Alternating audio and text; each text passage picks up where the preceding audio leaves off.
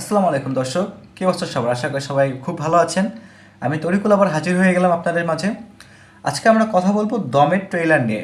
দমের টিজার যেটা এসেছিলো সেটা খুবই ভালো লেগেছিল, মার্ভেলাস ভিজুয়াল ছিল।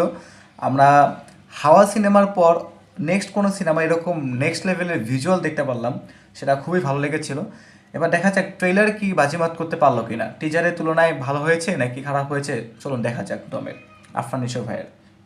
ওকে, আপনি যখন একবার জন্মাইছেন তখন আপনাকে মরতেই হবে। একবার যেটা জন্মায় আসলে সময় জন্মের পরেই তো শুরু হয় দমের খেলা। শুনি না। আসলে জন্মের পরেই তো শুরু হয় দমের খেলা, আর মৃত্যুর যখন আপনি খুব কাছাকাছি। হু, ওয়েট ওয়েট ওয়েট ওয়েট, আমি দেখাচ্ছি। এই যে এখানে আফরান সাহেবের এক্সপ্রেশনটা, এই যে ছুরি যখন দিচ্ছে, চোখের যে ভয়ের ইয়াটা ভালো লাগছে। তখন দম ধরে রাখতে যেমন কষ্টের, আরে ক্যামেরা ওয়ার্ক কি ভালো, দম একবারে ছাইড়ে বেশ দিতে ভালো আরো কষ্ট। ভিজুয়াল। এক্সপ্রেশন চোখে। This is one of our hostages, Shah Jahan Islam Noor.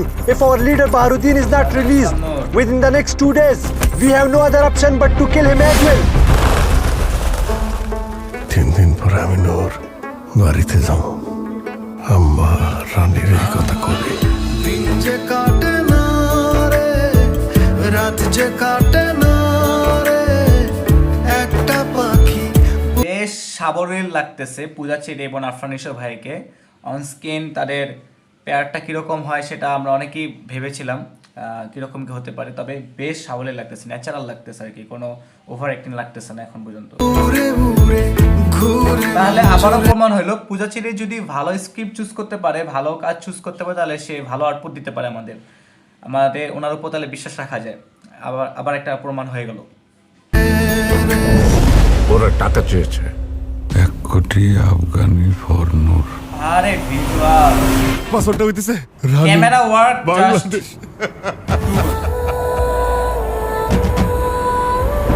আরেকটু আমার এই যে ভাই এক্সপ্রেশন দেখেন চোখের, জোস, ভালো লাগতেছে।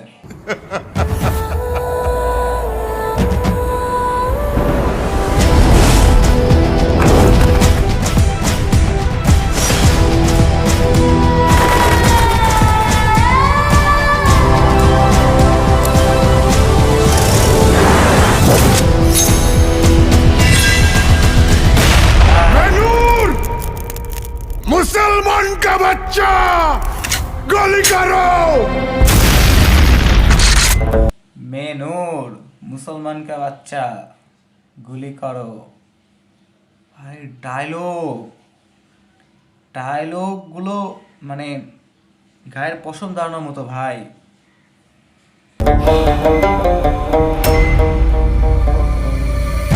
আমি মরতেছি না।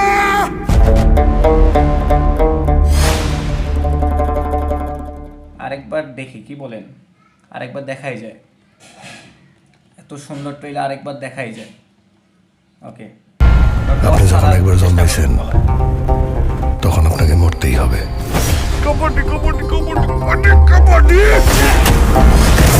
আসলে জন্মের পরেই তো শুরু হয় দমের খেলা, আর মৃত্যুর যখন আপনি খুব কাছাকাছি, তখন দম ধরে রাখতে যেমন কষ্টের, দম একবারে ছাইড়ে দিতে আরো কষ্ট। আফরান সাহেবের অ্যাক্টিং লেভেল আপগ্রেড হচ্ছে। This is one of our hostages, Shah Jahan Islam Noor.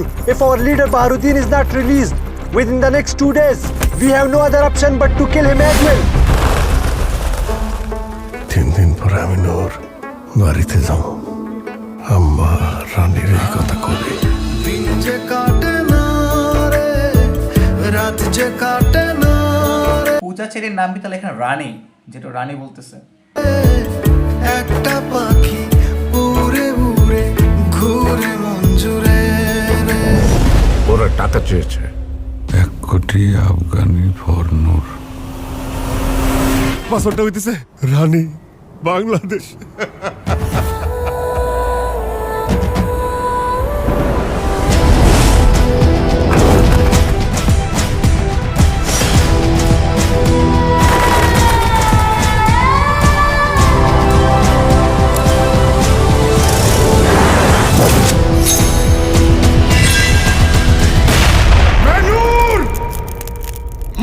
दुश्मन का बच्चा गोली करो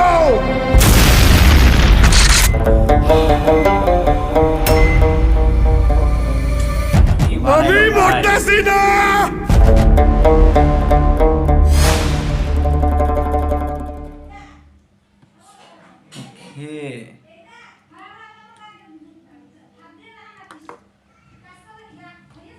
খুবই খুবই খুবই ভালো ছিল। আমি আফসোস হচ্ছে, মানে আফসোস বলতে আমার খারাপ লাগতেছে যে আমাদের শাকিব খানের সিনেমায় আমাদের যে মেগাস্টার, ওনার আগের সিনেমাগুলো কি সুন্দর মানে হয়েছিল, তুফান, বরবাদ। প্রিন্সের যে কীরকম হলো, প্রিন্সের না করতেছে ঠিকমতো প্রমোশন, না করতেছে কিছু, যেটা দিছে টিজার সেটার মধ্যে অনেক সমস্যা আছে আমরা সবাই জানি। হ্যাঁ, সাকিব ভাই সব থেকে বেশি ওই ওই অ্যাভারেজ ছবি দিয়েও দেখবেন সাকিব ভাই সব থেকে বেশি আয় করবে। আমি জানি প্রিন্সে হয়তো সাকিব ভাই মানে তুমুল একটা অভিনয় করবে, বেশ ভালো একটা অভিনয় করবে, কারণ উনি 25-26 বছরের ইন্ডাস্ট্রি রাজ করতেছে, ওনার ধারে কাছে কেউ নাই, আই নো। বাট ওনার কাছে আমাদের এক্সপেকটেশন থাকে টপ লেভেলের। আফরান নিশো ভাইয়ের কাছে এক্সপেকটেশন লেভেল যদি এখানে থাকে, সাকিব ভাইয়ের কাছে থাকে এইখানে, কারণ উনি ওই জায়গাটা হোল্ড করেন।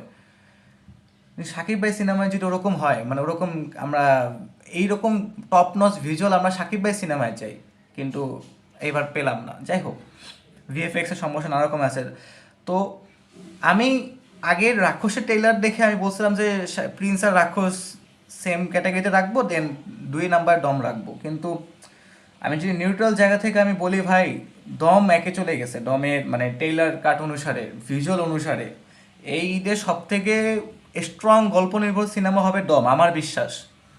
তারপর সাকিব ভাইয়ের রাক্ষস, সাকিব ভাইয়ের প্রিন্স আর সিয়াম আহমেদের রাক্ষস, এই দুইটা সিনেমা অ্যাকশন ধর্মী সিনেমা, ওগুলো কমার্শিয়াল সিনেমা হিসেবে এগুলো তুমুল ব্যবসা চলবে। অ্যান্ড সবচেয়ে বেশি ব্যবসা হবে সাকিব ভাইয়ের। ঈদের প্রত্যেকটা সিনেমার মধ্যে সাকিব ভাইয়ের সিনেমায় আয় হবে, দেখবেন 30-40 কোটি টাকা আয় করে নেবে, বা আরও বেশি হতে পারে, যেটা আরও বেশি চলে। তারপর সেকেন্ডে হয় দম, আইডার রাক্ষস, এই দুইটা বেশি থাকবে, তারপর বাকিগুলো আর কি। তো এরকম সিনেমা দরকার আমাদের ইন্ডাস্ট্রিতে, সব রকম সিনেমা দরকার, শুধু কমার্শিয়াল হলে চলবে না। সাকিব ভাই কমার্শিয়াল জোনটা দেখতেছে, ঠিক আছে, ইটস ফাইন। তো আফরান নিশো ভাইয়ের মতো যে এই জোনগুলো কী করবে, এই জোনে মনে হয় আফরান নিশো ভাই বাদে মানে অন্য কোনো নায়ক এই জন্যে খুব একটা ভালো করবে বলে আমার মনে হয় না। যে আর্ট টাইপের যে ফিল্মগুলো, এগুলো সার্ভাইভাল থ্রিলার টাইপের যে ফিল্মগুলো। আবার ওইদিকে চঞ্চল চৌধুরী, মোশাররফ করিম, ওনারা করতেছে আর্ট টাইপের ফিল্ম, যে কী বলে বনলতা এক্সপ্রেস। আবার ওইদিকে প্রেশার কুকার আসতেছে, প্রেশার কুকার সব থেকে বেশি রান টাইম। তো অনেক ক্যাটাগরি আছে, অনেক ভার্সাটাইল ক্যাটাগরি আমাদের ফিল্ম আসতেছে, তো এটা খুব ভালো। তবে এই আর কি, তবে মানে খারাপ লাগতেছে, খারাপ বলতে মানে এটা ভালোই, আমাদের ইন্ডাস্ট্রির জন্য ভালো। জাস্ট সাকিব ভাইয়ের উপর সফট কর্নার আছে বলে যে আমি সব মানে আমি ভালোকে ভালো বলবো না, এরকম কোনো কথা না। আমি ভালোকে ভালো বলি, খারাপকে খারাপ বলি। সাকিব ভাইয়ের সিনেমায় যদি কোনো কমতি থাকে, খারাপ থাকে, আমি সেটা সবসময় অকুপটে স্বীকার করি, যেমন বলি প্রিন্সের যে কী সমস্যা আছে না আছে। এনিওয়েজ, খুবই ভালো লাগতেছে এটা নিয়ে। আমি মানে এটা হলে যে ইনশাল্লাহ দেখার চেষ্টা করবো।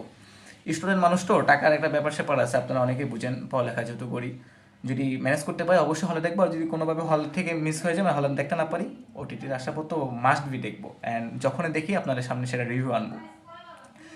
তবে দমের কি কোনো মানে গান টান নাই, মানে এটা জাস্ট একটা এর আগে ফার্স্ট লুক আসছে আর ট্রেলার আসছে, মেবি, আমি যদি ভুল না করি, মিসও করতে পারি, আমি জানি না সঠিক গান টান আছে কিনা জানি না সঠিক। তবে যাই হোক, খুবই খুবই খুবই ভালো লাগছে। সব থেকে বেশি ভালো লাগছে আমরা হাওয়া সিনেমার পর অন্য কোনো নেক্সট সিনেমায় যে এরকম লেভেলের ক্যামেরা ওয়ার্ক দেখতে পাচ্ছি, চোখের শান্তি হবে আর কি। মানে ভালো ছিল আর কি। এটা হয়তো লার্জার স্কেল না, আমরা প্রিন্স সিনেমায় বা রাক্ষস সিনেমায় যেভাবে লার্জার স্কেল দেখতেছি, গ্ল্যামার দেখতেছি, এখানে ওই গ্ল্যামার পাবেন না আপনি এখানে পিওর গল্প পাবেন। গল্প নির্ভর, স্টোরি নির্ভর সিনেমা দেখতে হলে আপনার জন্য দম ঈদে। আর আপনি যদি কমার্শিয়াল সিনেমা দেখতে চান, আপনার জন্য প্রিন্স আছে, রাক্ষস আছে। আর আপনি যদি আর্ট ওয়ার্ক টাইপের, ওটিটি টাইপের কাজ দেখতে চান, তাহলে আপনার জন্য বনলতা এক্সপ্রেস আর প্রেশার কুকার আছে। মানে সব ধরনের ভ্যারাইটি আছে, সব ধরনের অডিয়েন্স আপনি এবার মানে গ্যাদার করতে পারবেন আমাদের সিনেমা দিয়ে।